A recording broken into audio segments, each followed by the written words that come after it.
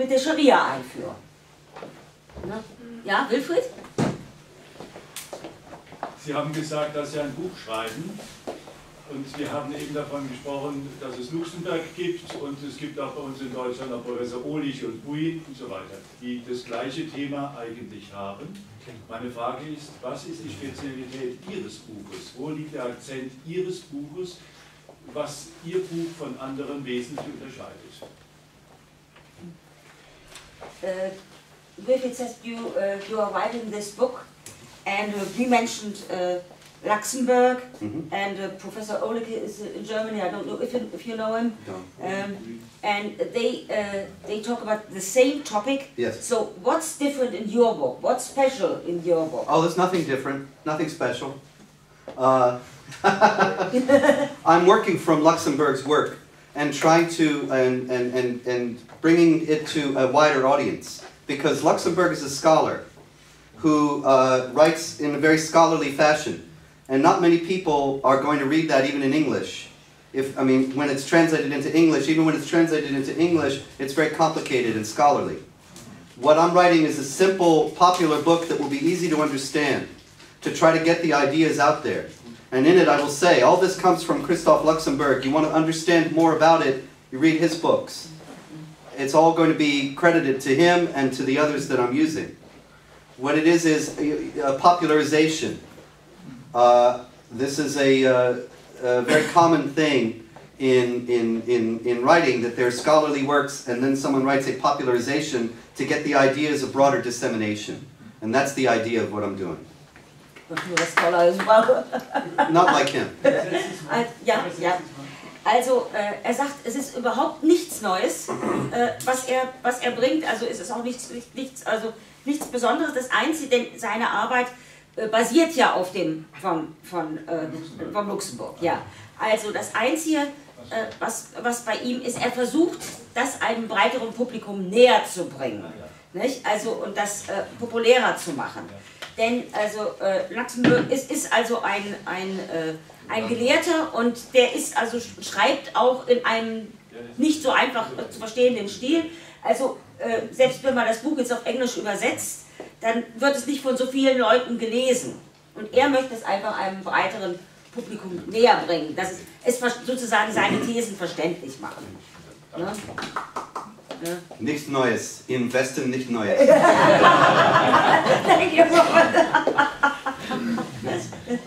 Parlament von Kairo hat eine junge Frau gesagt, sie wollten eine Verfassung nach dem Vorbild des deutschen Grundgesetzes etablieren. Das kam vor einigen Wochen im zweiten deutschen Programm im Fernsehen.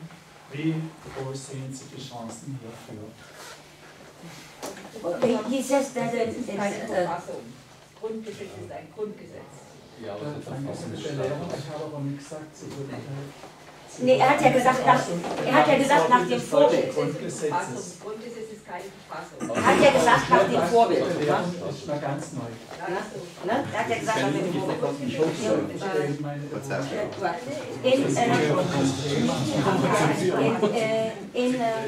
In Channel 2 of the German television, there was a young woman who said in Cairo they want a constitution on the basis of our German Grundgesetz, which is the basic law. Okay. The German Grundgesetz is not it's not a constitution, but it's something very similar to it. Okay. So, and she wants to establish something like our Grundgesetz in their constitution. Okay. And how do you see the chances? About zero. Ja, ich glaube, das brauche ich nicht zu übersetzen. The demonstrations in Cairo from the beginning were engineered by the Muslim Brotherhood. And the Muslim Brotherhood kept a very low profile. And people said that these are secular pro-democracy demonstrators. And I was saying, they may be secular pro-democracy demonstrators, but the Muslim Brotherhood is the one pulling the strings, controlling everything. And right after Mubarak left, Sheikh Hardawi came back from Qatar. Sheikh Hardawi is an Egyptian He's the spiritual leader of the Muslim Brotherhood. He is one of the most influential sheikhs in the world, and he is he justifies suicide bombings, and he speaks about jihad against the infidels. He's as hardline as you can be. And he came back to Cairo, and they had the biggest crowd there they had all through the demonstrations to greet him. And there was one of the people from Google, who was one of the leaders of the uprisings, you know, because it was all engineered through Facebook and Google and so on. And this guy is an atheist, and they wouldn't let him onto the platform. And so it shows that already the Brotherhood is asserting itself. There was a referendum a few weeks ago in Egypt because the Brotherhood was outlawed. And they changed the constitution in a way to enable the Muslim Brotherhood to take power, and 77% of the Egyptians voted for it. And the Christian Egyptians were very afraid, and they voted all against it. But there were the other ones saying, the imams in the mosques said we have to vote for this, so we're voting for it. And they did. The Brotherhood is almost certainly going to take power in Egypt and make it an Islamic state. Probably first there will be a coalition with some other groups, like in Iran, after the Shah. And the communists and the Islamists got together and they made a coalition. And after a while, all the communists were killed or imprisoned, and the mullahs took power. I expect that Egypt will follow the same path. Is history repeating? Yes. Ja. Okay, also die Chancen dafür stehen gleich null. Denn die ägyptische Revolution gegen Mubarak war von Anfang an von der Muslimbruderschaft gemanagt. Sie hielten sich nur anfangs ganz bedeckt und im Hintergrund. Aber sie waren von Anfang an die Drahtzieher. Und die Leute, die das im Moment machen, da mag es viele geben, die jetzt für Demokratie und Freiheit sind. Aber die werden wirklich nur benutzt. Denn die Muslimbruderschaft, die hält sich wie gesagt bedeckt, aber organisiert das Ganze. Als Sheikh Dawi von der Muslimbruderschaft nach Ägypten zurückkam, als Mubarak abgesetzt wurde, da wurde er ganz groß gefeiert von den Leuten in einer Demonstration, und er hat es auch nicht zugelassen, dass ein Atheist also auf irgendeiner Plattform sprechen durfte. Also es ist ganz klar, es geht in diese islamische Richtung. Und das ist genau so, wie es sich damals im Iran abgespielt hat, als der Schah abgesetzt wurde. Da haben sie auch erst mit den demokratischen Kräften zusammengearbeitet. Und dann hinterher wurden alle Kommunisten umgebracht, eliminiert, und es ist wirklich nichts Neues, und es wird da wohl wird genauso ablaufen. By the way, Khomeini, when he was in exile, he wrote several things he wrote for his adherents, and he wrote for the people saying something completely different. Oh yeah, sure. Nobody knew about it except his close counselors. They knew what he was planning, Yes. and the others didn't. He kept that a secret. What a surprise. I thought he was honest as the day is long. Ja, also ich habe da jetzt noch zugesetzt, als Khomeini im Exil war, da hat er also zweierlei geschrieben. Eins für seine Anhänger, die wussten auch genau Bescheid, dass er da einen Gottesstaat errichten wollte und so weiter. Und eins für die anderen, sozusagen für das Fußvolk, so kann man das ausdrücken. Nicht? Und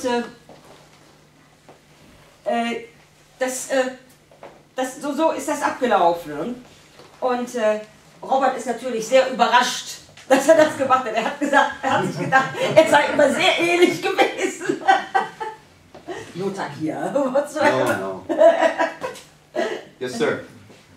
I two little questions. Yes, sir. Number one, is Barack Hussein Obama a Muslim? Is Barack Hussein Obama a Muslim? What's the second one? The second one is rhetorical. Okay. Why aren't your books not available in German translation? Sure. Ah, okay. You want to translate the questions and then I'll answer? Yes. Ja, nee, sag das doch bitte eben noch kurz auf Deutsch und dann... Ja. Why are my books translated into Also German? der amerikanische Präsident, da glauben ja viele, dass er ein Muslim. Ich auch. Okay. First question, is Barack Hussein Obama a Muslim? Well, we know some things. We know that his father was a Muslim, we know his stepfather was a Muslim, and we know that Islam assigns your religion to, if your father was a Muslim, then you're a Muslim, unless you leave it. And he seems to have left it because he says that he's a Christian now. Now, pardon me if you've heard this. I know that a lot of you were here yesterday when I explained that Barack Obama saying he's a Christian does not mean that he's a Christian or not a Muslim. And it's very strange, but in the Quran, the biblical prophets and Jesus are Muslims who preach Islam. And it's their followers who twisted their teachings to create Judaism and Christianity. So Jesus was a Muslim, and his true teachings are Islam. And so a Muslim can say, I'm a Christian, and he means I'm a follower of the true teachings of Christ, which is Islam. And there are many examples of that. The Imam Faisal Abdul Rauf, the Ground Zero Mosque Imam, has said, I am a Jew, and I have always considered myself a Jew. And everyone went crazy in love with him because he was being so tolerant and peaceful and ecumenical. But actually, he was just saying, I follow the true teachings of Moses, the Quran. So Barack Hussein Obama saying he's a Christian does not mean that he's a Christian in any ordinary sense. And also, his church is not a Christian church in any conventional sense, but really is a center for political agitation and race baiting, where Jeremiah Wright, his longtime friend, mentor, and pastor, has called for the annihilation of the white race, and has actually was himself also a Muslim, who, before he started this church, traveled with Louis Farrakhan to Libya to visit Gaddafi. And so there's a lot of strange things about Barack Obama. Certainly, as I explained before, his policies are entirely consistent. So that if he were a secret Muslim, he wouldn't be acting any differently from how he's acting now. I don't know if he really is a secret Muslim or not, but he certainly acts that way. Second, why are my books not available in German? 6 of my books, the best ones, were published by Regnery Publishing in Washington. And they are very bad about foreign rights. And many, many people have inquired, and they've come back to me and told me they got no answer from them. But I know that Regnery Publishing only wants to deal with another publisher. And so if you can interest a German publisher in any of my books, I can put you in touch with the people at Regnery. I don't know if anything will work out, because they're really not very good about this, but I'd love to see it and will help in any way I can. Yeah. I can say something to that as well. Very good. Yeah. Sehr gut. Okay, also die Tatsache, dass Obama behauptet, er sei ein Christ, heißt längst nicht, dass er wirklich einer ist und kein Muslim. Denn er darf sich ja verstellen. Ne? Tatsache ist, dass also sein Vater und sein Stiefvater waren beide Moslems. Er stammt also aus einer islamischen Tradition. Nach muslimischer Ansicht sind die biblischen Propheten, also unsere, die jüdischen, und Jesus waren alle Moslems. Also wenn zum Beispiel der Imam von der Moschee, der Grand Simo Moschee sagt, ich bin ein Jude, dann freuen sich also alle Leute und sind ganz begeistert, wie tolerant er ist. Aber in Wirklichkeit sagt er damit nur, ich folge den Lehren von Moses, den wahren Lehren von Moses, und die stehen im Koran. Denn Juden und Christen haben ja ihre Schriften verfälscht.